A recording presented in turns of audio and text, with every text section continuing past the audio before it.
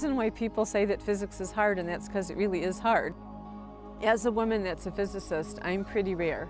It's usually always me in a room with a bunch of men, usually 100. Reading science fiction a lot when I was a kid, I was very happy that somebody decided to give me a job where I got to do science fiction for a living. I never thought that would be possible.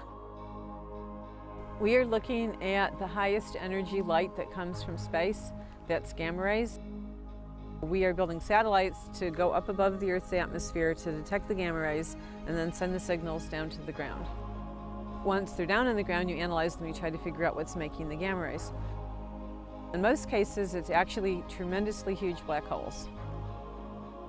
One of the things we're trying to understand is how can the black holes actually be shooting out things if they're supposed to be sucking in everything.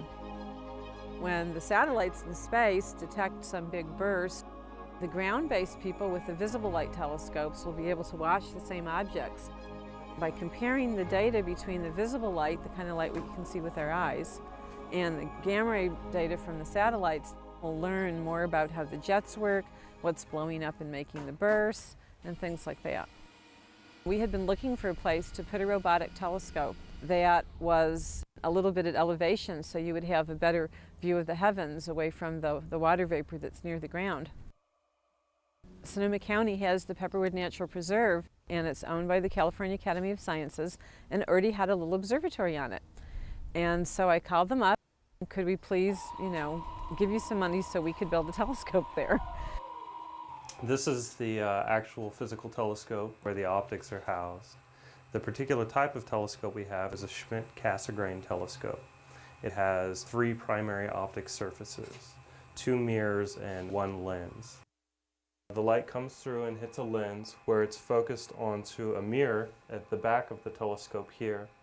That light is then reflected back up to the front, and if you can look inside, you'll see that there is a smaller mirror in the center of the lens that then reflects the light back down to the actual optics train on the back. In a traditional refracting telescope, this telescope would be 3 times as long as it is now. But because we've folded the optics and caused the light to travel 3 times inside of the telescope, we can in effect make the telescope 1/3 of what it would normally be in length, which is really convenient if you want to get it in a small dome.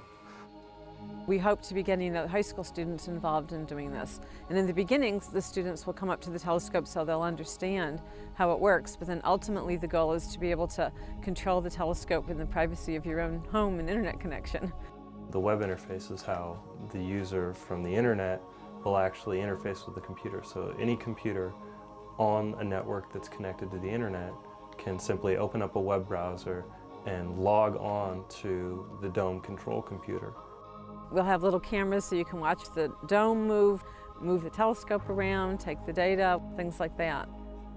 It's really important to be able to bring your research into the classroom because it shows the students that what they're learning is not just this abstract, useless stuff that doesn't connect to anything real. I went into teaching because I really wanted to be able to spend more time with people and not that much time in front of my computer all by myself analyzing data alone at night. I lived in California for 12 years before I ever went to Point Reyes. Now I know every trail at Point Reyes like the back of my hand. I've ridden everywhere there, Mount Tam, Marin Headlands. It's given me this incredible sense of balance in my life that I never had before. It's certainly my hope that the research that we're doing into black hole and gravitational energy sources could someday be useful. But that's not really why we do it. We do the research that we do because we're trying to understand the basic building blocks of nature. We're trying to understand how the universe works. We're trying to understand where we came from, how the universe was created, and where the universe is going.